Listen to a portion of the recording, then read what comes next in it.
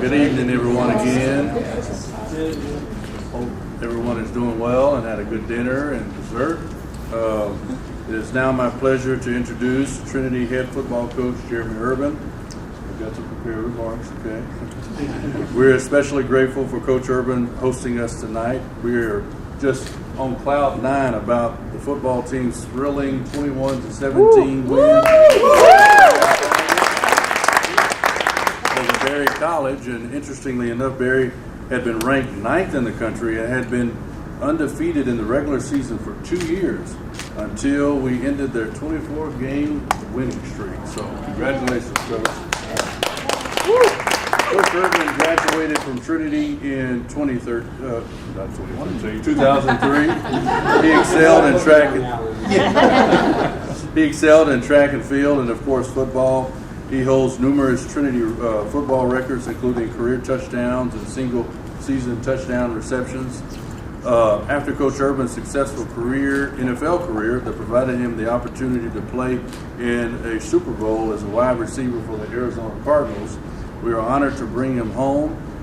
Coach met his lovely wife, Emily, who's here, and at Trinity, who happened to be a former athlete, and they have a daughter, Liesl, and two adorable sons, Luke and Barrett. So we're grateful for him. And let me just say, I've witnessed a lot of football coaches in my day in higher education development, and Jerheme is one of my favorite people.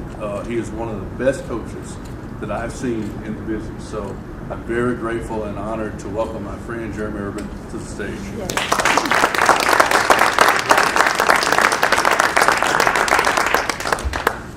Well, good evening. Thanks for having me. And I know that we've got a lot of people here who are very, very busy, so it's humbling, one, to be asked to do this talk tonight. This is my home. It's been my home since 1999 when I came on campus as a wide-eyed freshman. During that 4 years on campus as a student, it was very magical, and I feel like I've never left because every off-season during my 9 years playing in the NFL, I'd come back for the off-season. I kept an apartment here in town. It was home base. Emily was on the East Coast, and she was getting her master's at UNC Chapel Hill, and so I'd come back here and work out the younger football players, try to continue to impact them, especially because I knew that for the next 3 years after graduation, there would be guys on the team that I played with. I wanted to try to impact them because we knew each other personally, and it gave me a great opportunity just to continue to be around the Trinity family. Once we got married, we started helping out the track program, and so I feel like I never really left. When I ended my career in Kansas City, coming home that offseason was just like every other offseason. The difference was I didn't move off. I got a chance to start my coaching career. So it's special being here. It's humbling. And before I get going, there's some people I need to thank. First of all, the weather this year has been really, really bad. We've had to move a couple of football games, but I kind of want to thank the weather for bringing us in here because the reality is this room goes along with this talk unbelievably well. Preparing students for the future through athletics. This room is a room of building, of growth for the future. This is where students train for the off-season. Our football players are about to come in here and train for the next 9 months until next season starts, building for the future as we get ready to go out and build our team through recruiting. Future and growth is something that has pushed Trinity to the forefront. I want to thank all of our esteemed VPs who are in the room tonight. Dr. D, thank you for all of your fingerprints that you're putting on Trinity since you've been here. I've enjoyed getting to know you and seeing your impact. Cheryl, thank you for everything. As we talk later on about the initiatives that we're trying to do as a team sport and impact guys with life skills, so much of what we do and so much of our success is because of Cheryl's support. Our academic success program that we have, that's not only a major recruiting tool, but really and truly it's a phenomenal head start and a life support in a lot of ways for our guys when they're on campus their freshman year. Wouldn't be possible without you, so thank you. I need to thank Bob for taking a chance a few years ago on a head coaching candidate who was full of energy and vision, but very light on resume. So I just want you to know I come to work every day trying to do a great job to honor you for believing in me. So thank you there. And Dr. Calgard, thank you. We wouldn't be sitting here if you hadn't built the building all those years ago. I might not be here presenting if you hadn't gotten us into SCAC. where we created a phenomenal culture and a winning atmosphere that really drew me to Trinity. And obviously, I guess I need to thank you because had I not come, I wouldn't have met Emily. So you can take credit for that as well. But again, thank you all for being here. It's a pleasure to talk to you tonight, and hopefully this is worth your time as you leave and kind of gives you a different perspective on how athletics, and specifically team athletics, in my point of view, really prepares young people for the future. When you leave later on, I've got a note for you. Allie's going to hand it to you, and in there are a couple of articles. One is it's an article from Forbes. The other one is from LinkedIn, talking about why employers hire athletes, what separates them. So that's some reading for you down the road if you don't get enough tonight, and just kind of as a thank you again for coming out. So before we get into our program, I want to tell you a little bit more about myself, because I think that my passion for athletics, for teams, and how we do things here really spurs from my upbringing down in Victoria, Texas. So I grew up 2 miles down a gravel road in the prairie country on a working cattle ranch. There were 3 things that were instilled in me from the moment I came home from the hospital and grew up in the urban family. One, my parents obviously impressed upon me the importance of family. My faith was very, very important to my upbringing. It's been my foundation. It's how I love on my guys. It's how we try to lead them and care for them and do right by them every single day among their journey. The second thing is you're going to work, and you're going to work hard. And you're going to work hard because the reality is there was no other option. We didn't do it to get things. We didn't do it to earn recognition. We worked hard because Wayne Urban said that if you're going to do something, you're going to do it right just because. And the reality is, growing up on the ranch, and Cheryl knows this from her time growing up, we had no control over droughts. We had no control over cattle prices. We had no control on fluctuation in fuel prices and what that did to feed, or the opportunity to get your cattle to the market. All of those things had to kind of fall in place, and if you didn't control the controllables and do the best you could do in all areas, you weren't going to be in position to take advantage of things going your way. So you had to do things the right way regardless, with no guarantee of a return on your investment. That was just how you did it. And the third thing were the Dallas Cowboys. we grew up. I did play there for a year. We grew up in the Dallas Cowboys every Sunday. Coming home from church, my dad started a barbecue pit or a pot of beans on the stove, and we watched the Cowboys. And what I learned from that, my mom liked to tell the story when I was little. I guess I was wearing a pair of underwear and I was walking around the house like this, and she's like, "What are you doing?" I said, "Well, I don't know how the Cowboys hold their shoulders up." That's how I had to learn about shoulder pads. But what I found out too was we had in my family, believe it or not, there were some Hatfield-McCoy type issues at times. But on Thanksgiving, there was never a family divide when the Cowboys were on TV.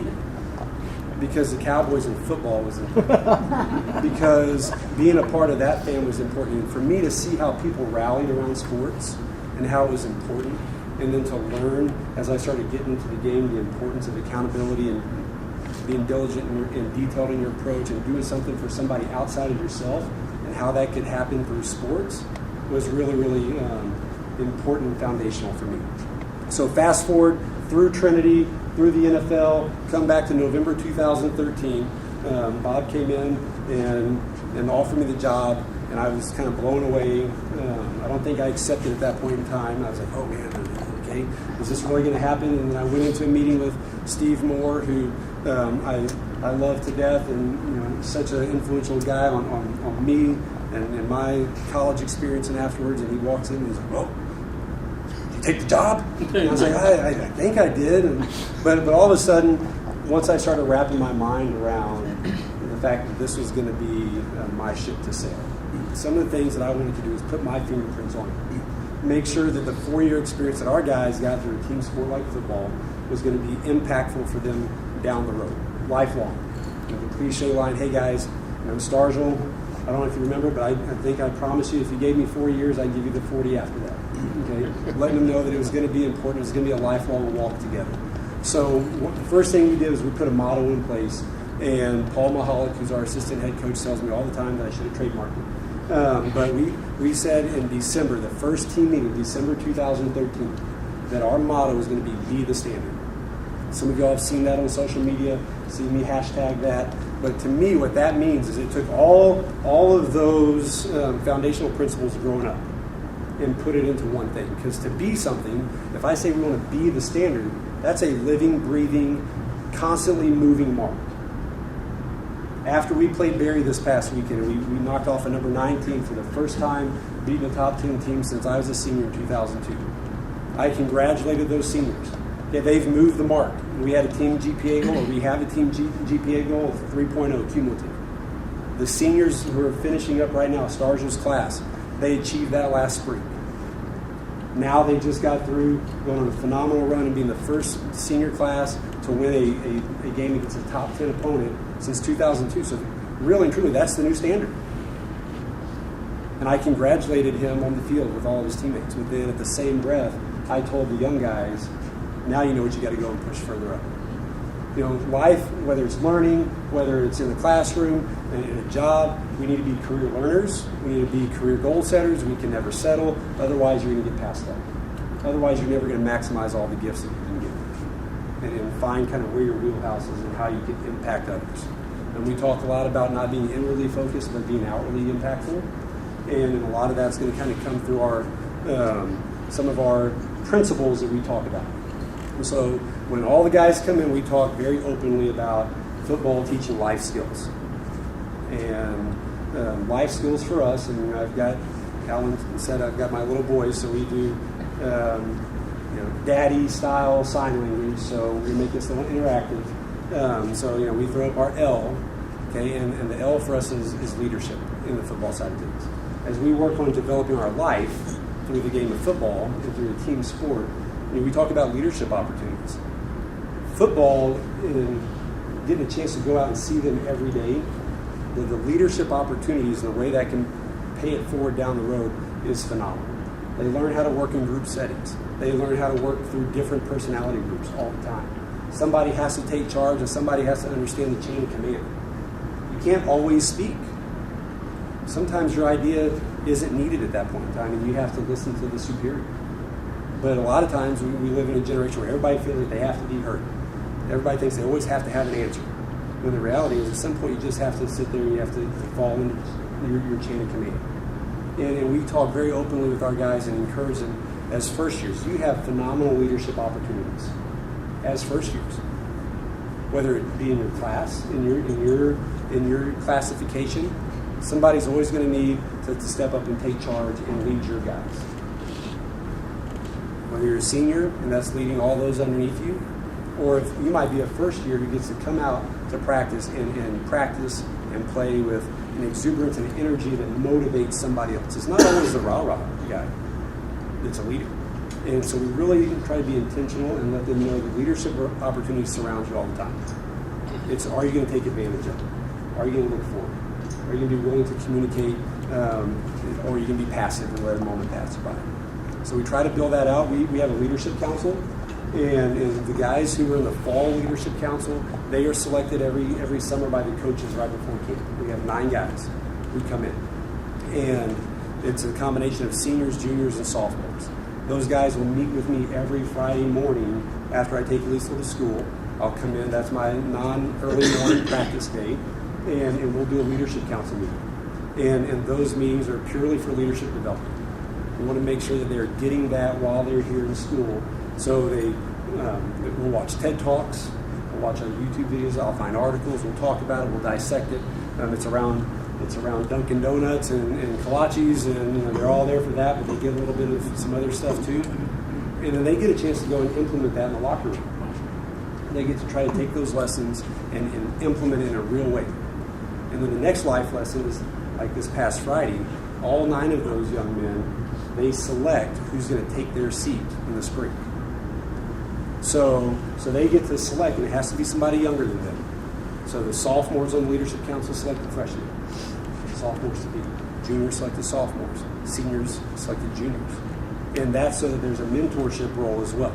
So now they get to all spring help pour into these guys in a manner in which they wish they would have been poured into the year before, and use their leadership training from the fall in terms of helping grow them up. Now, to select, they also have to write a letter of recommendation. So they have to intentionally pick who's taking their place and why. Some guys will pick somebody who might not normally be selected for a leadership role because of maybe the lack of equity that he's built. But that person says, I'm going to mentor him. I think he has phenomenal opportunity to be a great leader, and this is why these are the traits that I think he's shown. We just need to develop him. So coaches pick the leadership council in the fall. The spring is picked by players, and we just cycle through it in a manner to try to continue to grow and develop as many leaders as we can. Because at the end of the day, when they leave this place, they need to understand that they are leaders, they need to continue to be developed, and they need to develop others as well. The I in our life is integrity. And integrity means a lot of different things for us. From a football standpoint, for example, the integrity of the play, the whole, the inner workings of the play has to be right. So from an offensive standpoint, I have to make sure I signal in the right signal to the quarterback. He has to then articulate that in what Emily commonly refers to as a foreign language. Okay? He has to come in and articulate that to everybody else. And then they have to break the huddle, and they have to go in whatever the play is. So if it's a pass play, Tommy Levine on the outside has to run his route at the precise depth. Wyatt Messick has to take a drop exactly right so that his footwork to throw the ball in time matches the receiver. The guys up front have to identify what Stargell and the defense is doing, and they have to take their pass sets in a manner to open up passing lanes for us to be able to see everybody. The overall integrity of a play and the attention to detail can't go, it just can't be taken with a grain of salt. Just like in life, where we all hear the word integrity, we think, moral code, what are your values, how are you living? You can't take that with a grain of salt either. We talk to the guys about, hey, right from wrong. You're representing me, you're representing this university, you're ultimately representing yourself. They say it takes a long time, okay, to build a name, but very quickly you can get a reputation. So we talk a lot about that. But the integrity of who you are is going to speak a lot about what kind of opportunities you get down the road, what kind of impact you have within your family, and that leads us into the F. So for us in life skills, the F is family, and we talk and try to demonstrate that from top to bottom. I grew up driving to check pastures, and my dad always had Paul Harvey on the radio. The rest of the story. And one of the things that Paul Harvey would say is, if you believe it, you live it, and it all starts with belief. So when I talk about our program trying to be a family and trying to exercise that, I have to live it. I'm very thankful to Emily's support. Every year we bring all the freshmen in for the academic success program before camp starts, and we have every single freshman over to our house. We start talking about the alumni families. I'll have a handful of alums come in, and they will sit with us, they'll dine with us, and then I kick them out so that those guys, the incoming first years, can spend time with me. Because, depending on what their family structure is and stuff, some are looking more for a fatherly figure, some are looking more for a big brother. And the reality is I am an alumni big brother to be, so to speak, for all these guys. And I cherish that. So I talk to them about, hey, what are your class goals? What do you guys want to do personally in your 4 years here? How can I help you reach those goals over the next 4 years? And then I'll highlight some of those in team meetings in camp so that those guys know that I hear them and that their voice and their goals as freshmen are just as important as the seniors. But during the football season, we have 8 to 9 guys over to the house every Thursday night. My kids love it. We joke, we just need to put the food out there, we need to take off for a couple hours, have a date night. But the reality is that those young men get a chance to witness us living out the family side of things. Our locker room is in terms of life, it's as diverse as it comes.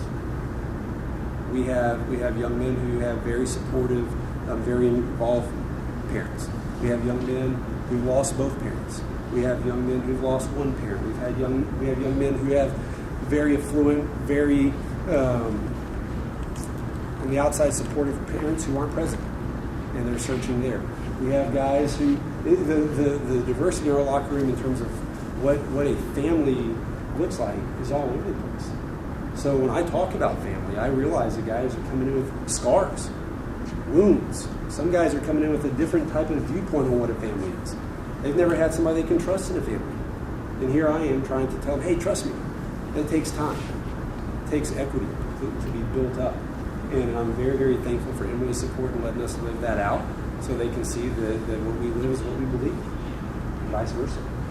And we also talk about the family component, providing a chance to increase accountability, goal setting amongst a group, having a chance to work with people from different backgrounds. We have a code that we all commit to in terms of our family, and it's kind of like our family seal, so to speak.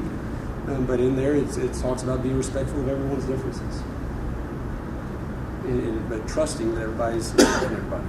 I'd be living a utopian dream if I thought that I was going to have 110 guys in there that were all best friends. It's just not going to happen. But just like in life, when they have to work with other people that they don't look like, that they don't come from the same backgrounds, that they don't talk the same, they don't eat the same food, at the end of the day, they have to accomplish the same goal. That's the same here. So we embrace everyone's differences. We talk about it. We try to help them all grow as young men within our family, but then also help them understand that as they go out in the real world, that those relationships will also transcend into the working world as well.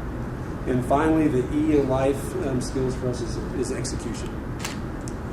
We wouldn't have beaten Barry this past weekend if we didn't execute on enough plays to beat him. And just like in life, to be productive, to make a name for yourself, you ultimately have to execute. You have to take what you're given, and you have to execute. There's John Maxwell, who's an author that I like to read, and he's got a book, Talent is Not Enough.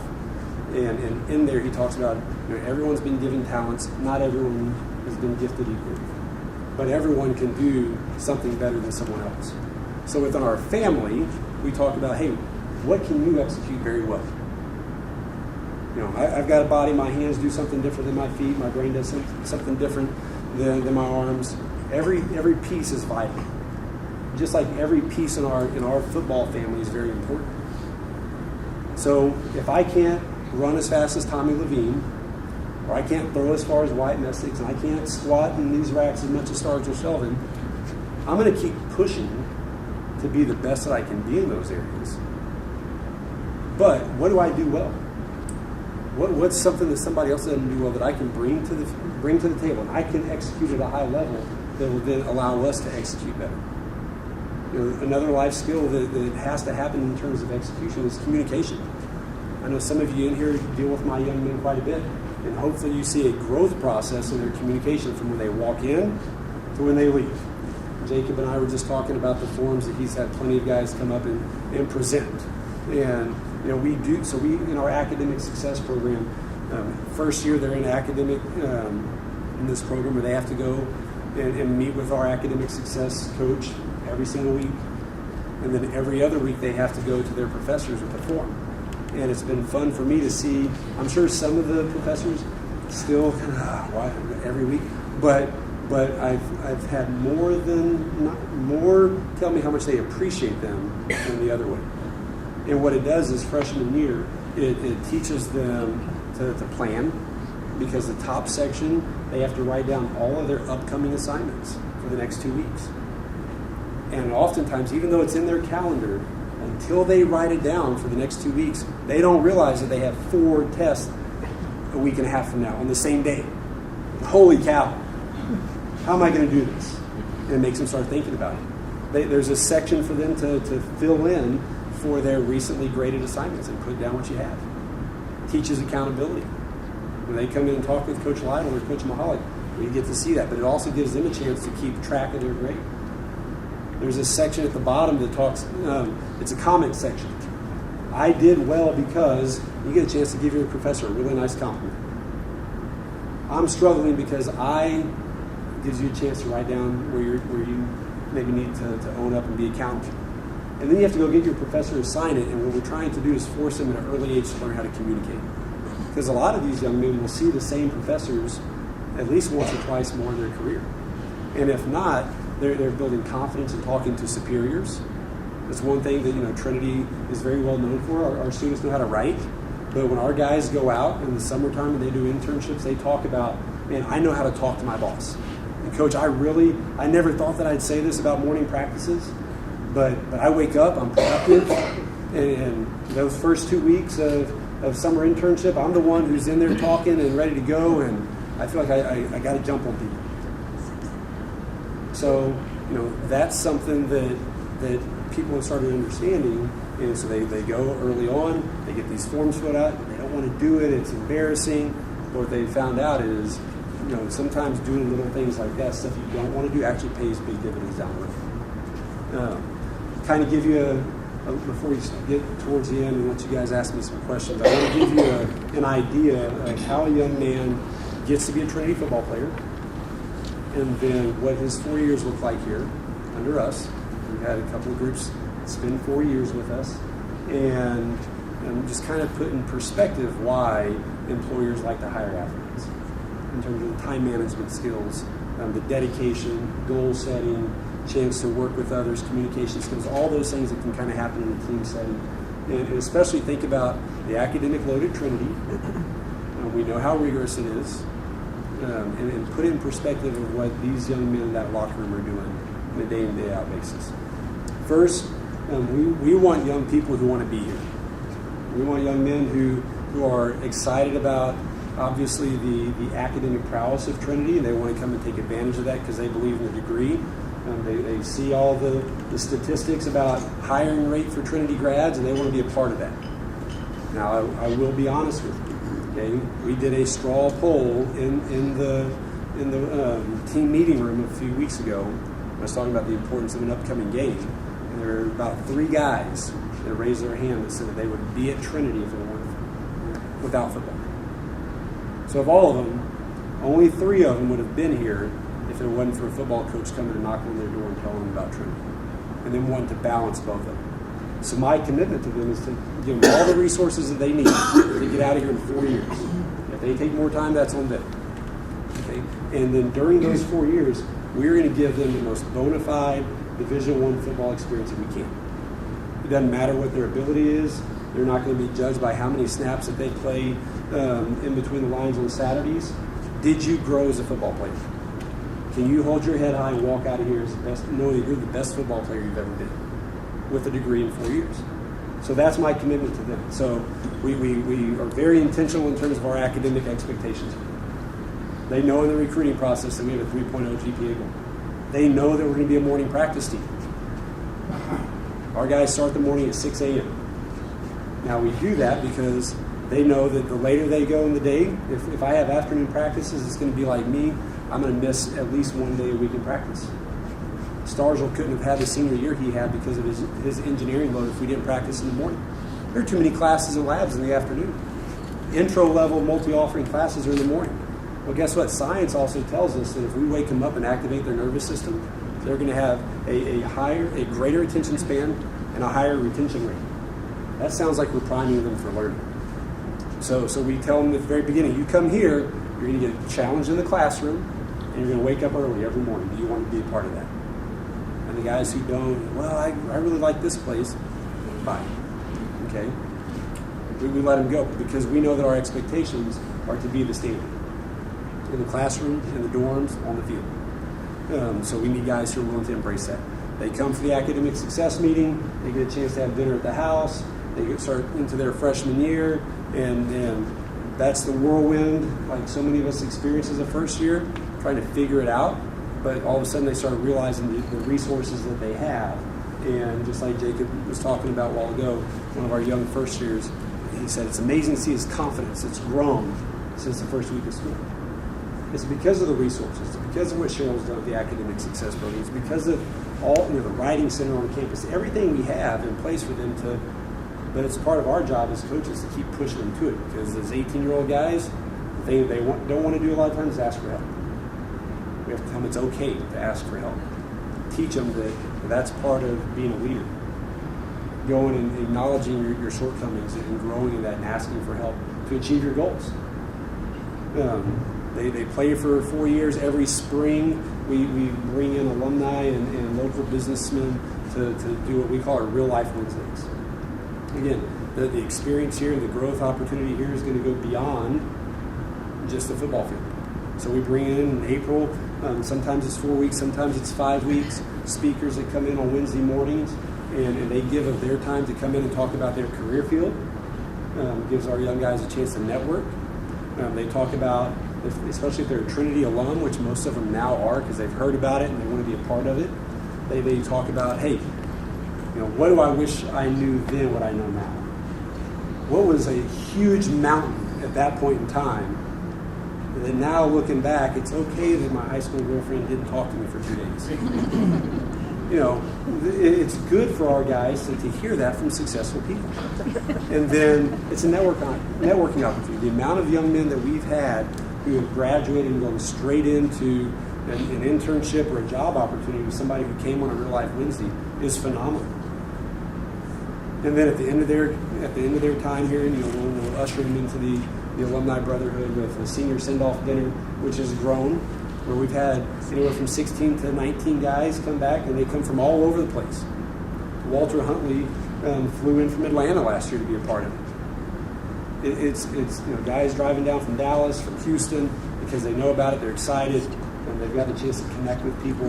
And we try to limit some of it so that there can be meaningful conversation. But the whole premise of that is letting them transition knowing they have family outside of where they're at right now to help support them, to help them grow, to help them be a part of it. So I'm excited about what we're doing here. I think that football and the opportunity that we've been given gives us a great avenue to help young men and young people just grow. And so much of what I'm talking about now can be traced back to the track as well. Some of the personal goals that you set on the track, because a lot of it is individual. But at the same time, if it's a mile relay at the end of the meet and you've got to win it so that your team can win, all of a sudden you inject a little bit of team competition in there. And it's really pretty funny. People used to always ask me, why do you run so much faster in the mile relay than you do in the open quarter? And I think that goes back to my upbringing watching the Cowboys, knowing that more people are relying on me doing it. If I go out and just win the open quarter, that's awesome, pats on my back. Look at me. If I go out and run a great anchor leg and my team wins, I'm bringing joy to those people as well. And ultimately, that's what it's about. In life, going out, you can achieve a whole lot. If you don't have somebody to share it with, you're not impacting others, it's kind of all for naught. So that's kind of my talk in terms of why I think that athletics are important and some of the things that we're trying to do here at Trinity to help these young men grow. And if any of you have any questions, I'd love to answer those at this time and just kind of have a little discussion. Thank you. Yes, sir. So one of the common challenges that I think I'm familiar with as a layperson with student athletes is when you have the traditional power conference Division I programs, and that's a kind of avenue for them to go on to professional sports and so forth. The rate of graduation within 4 years is a metric that they closely monitor and always try to improve on. Where does Trinity stand with student athletes and 4-year graduation? Right. The Trinity graduation rate for student athletes is it's right there in line with the university, if not a little higher. One thing that I'm proud of is we have changed how we recruit. So Starsville's class was the first recruiting class that we went out and we were very specific. A lot of times Division III small college, you cast a wide net and you try to bring in a lot of, and for me, I wanted guys to come in and stay. Whether it's my ego or what, it pierces me if guys come in and they quit. It really does. It pierces me and I don't like it. So one of the things that I felt like we needed to do was be very intentional from the beginning. This is how you're going to be invested in. This is our expectation. Some guys don't want a coach who's that concerned with their everyday life. That's just who I am. So I tell them that. And one thing that we've seen is our retention rate as a program has gotten higher and higher and higher because you have a true culture shift in the locker room. All of a sudden, you have more guys who are signing up for that. So when we recruit players and we bring them in, they're interested in that. There are guys in the locker room who look like that. So, for example, our sophomore class right now, since that's the most recent first-year class to advance, we brought in 30 guys. All 30 of them are at Trinity. There's one young man who's not playing football because he thinks he might have a chance to play professional baseball, so he's focusing on baseball this year. Awesome. Every other one of them is on the football field this fall because without the huge numbers, we're able to fulfill our commitment to them being the best football team. So, Stars was not in line with 36 other D tackles. He gets a ton of work, and those first years behind him, they're getting reps too. They're getting coached hard. So even though they might not be playing, they have a role. They're on the scout team.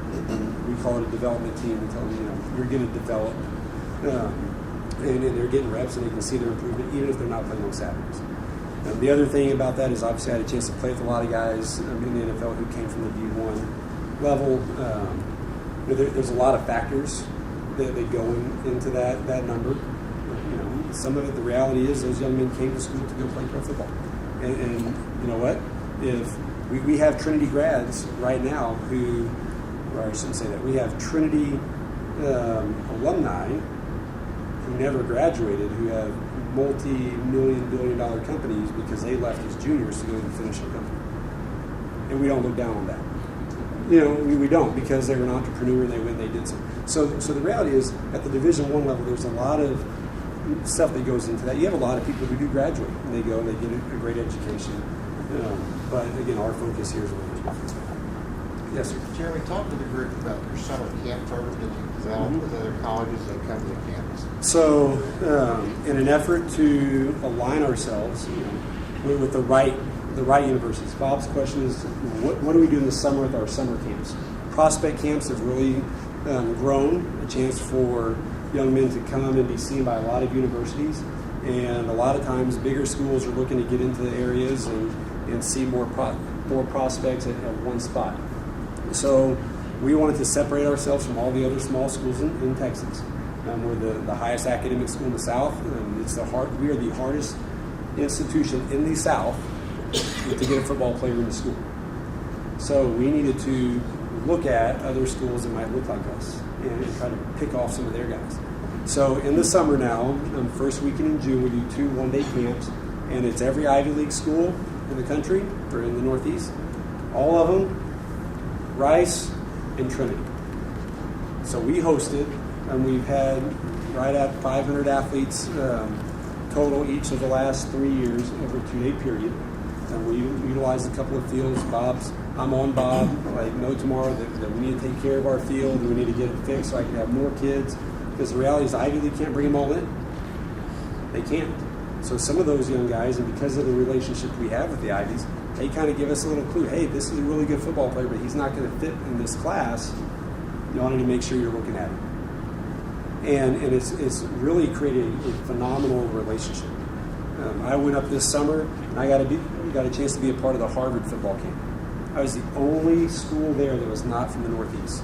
It was not an Ivy League. Well, it was just Harvard, and then all the NESCAC schools, and then Trinity from Texas. And it's opened up a phenomenal pipeline for us just this year in out-of-state interest. People who saw us there because they associate, if Harvard lets Trinity University at their camp, and Harvard was at Trinity's camp, well, Trinity must be like Harvard. That's what parents think. So again, to yield some of them, I've sent Bob a whole lot of pictures of our stadium compared to Harvard Stadium. Compared to a lot of stadiums, we need work because the reality is that's huge. Parents want to invest in the degree is huge. The opportunity to play football is huge, but what people don't understand is in today's climate, parents have been investing in their young man's athletic experience since he was this big. They've been paying for trainers. They're coming from Houston where they've got the Taj Mahals of high school stadiums. Dallas, every single school in DFW has a 80 to 130 yard indoor complex. We are the only school in Texas and in our conference that doesn't have a turf field. We're the only school in Texas that doesn't have a standalone football complex. And we're the only one that doesn't have a stadium that is worthy of recruiting students. So it's got to be the experience. It's got to be what we can provide in terms of leadership right now to help us, because we need that to take the next step. But the relationship with Harvard and all those Ivy League schools in the summertime is really positioning us in a great place to where when that comes, we've got a chance to really propel Trinity to a major national presence. Yes, sir. Given your talk, you said that you students still in the prayers of we are the standard. And winning the game, the final game of the season, you established a new standard. My question is, what did you say to them before that game? What did you say to them at halftime? And what did you say to them after that game? What was the question? So the question What was is, the score we did have? So the question was, I talked earlier about being the standard, and we won the last game. What was I saying to the guys going into the game? What I say at halftime? What I say after the game? Some of that's censored. I'm just kidding. No, Stars will tell you if something comes out that's not censored, it's like, oh, what did he say? It happens very few and far between. I don't believe you have to talk that way. I don't believe you have to make somebody feel this way to motivate them. The reality is we talk a lot about just, and it's coach speak, it's very cliche, the process. We talk about, we can't, for us to get where we need to go, we can't prepare and compete against Center or Barry any differently than we do McMurray at the beginning of the year, or Millsaps. There were a couple of times this year where maybe we didn't take an opponent quite as seriously as we should have. And for us to grow and get where we need to go, just like when he's at Dell next year, he can't take one project any less seriously than the next one, because it's all compounded. So all week against Barry, we just continue to talk about it's got to be us. Nobody's beaten us this year. At some point, we have to play up to our level. We have to play to our standard. We can't play here for some teams and here for other teams. And what happened was the last 4 weeks, we really started living that out. We started practicing a certain way. We started playing a certain way. And obviously, we won all 4 games. And in the reminder, so at halftime, we were down. But we didn't really feel out of it. We had missed a couple opportunities. They got a big touchdown. One of our guys slipped and fell on the field, and they ran by, and it wasn't his fault. Everybody knew that. Friday night, we talked about, obviously, the opportunity for the seniors last time up those steps. But more importantly, we brought it back to family. We brought it back to commitment. I was raised very much, a handshake and a man's word was his bond. I think there's a lot of power in eye contact. So one of the things we did Friday night was, during camp, there were some times they're a little bit tired. So we woke up, we had a little dance off, and we got, they were, dapping it up and having a good time. Well, Friday night before Barry, we all stood up, and we went around, we shook people's hands, looked each other in the eye, and said, hey, I've got your back tomorrow. Hey, we're going to finish tomorrow. I'm going to do this for you. And it was, and they weren't supposed to do it unless they were going to be authentically committed to the words that they were saying. Because I think there's a lot of power in shaking somebody's hand, looking in the eye, and committing to it. And then at halftime, 2 of our seniors, one on the offensive line, one on the defensive line, who for 4 years were kind of, right here, they looked at each other. They put the past 4 years to bed. They clasped hands and said, hey, I got your back. And right then, I told them, at our exit meeting, I knew right then that we were going to football game. And it didn't matter what happened in the second half. We overcame a lot of adversity. We overcame some calls. We did some other things. But I never wavered because I knew that they finally truly made that commitment. So might not be quite what you're looking for in terms of some jewelry details, but it was all them. It was all them. Anybody else? Jerheme, I was going to ask where we are recruiting from. So you mentioned the Northeast is getting started, but where are we? Well, so the Northeast opportunity, really to be honest, we have no recruits. Currently, we have no recruits from the Northeast, even though the last 2 years we've brought in 3 guys, 1 from Connecticut, 2 from Maryland. But right now, the Harvard opportunity, what that did is it opened up the Deep South to us, which is where our conference plays. We have a lot of young men who are very interested in Trinity from the Atlanta area, from Kentucky. We have a couple from Alabama. We got a phenomenal young man from Alabama last year. But that's because they went to that camp, because maybe they have aspirations for that. And now here we are. We play the conference that's within a couple hours of all of them. So they can come to Trinity, get a phenomenal degree, fly, experience something different than all the other schools that just bus to their games. And then their parents can treat our road games like home games for them, because their parents in the Atlanta area can go see all those games. So it's really opened up a great opportunity for us in the South. And then we continue to have young men from the West Coast who are very interested as well. But we live in Texas. I'm biased. It's the best high school football in the country. And we are going to continue to turn over all the stones to find the best guys locally, and then bring in the few all-stars from outside the state to take us to the next level.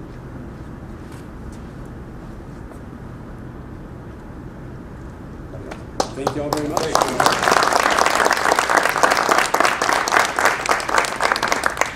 Thank you, Coach Urban.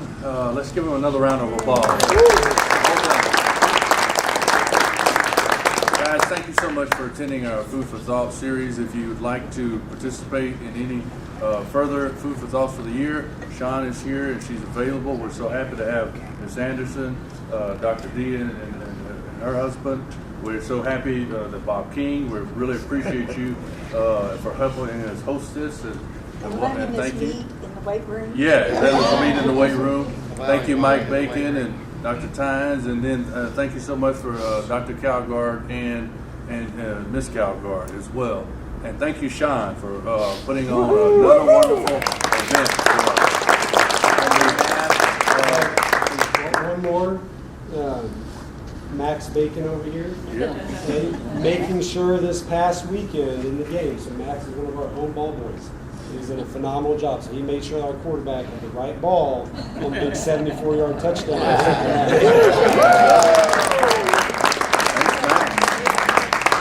On behalf of everyone, we thank you so much for attending, and I hope you have a great evening. Thank you again.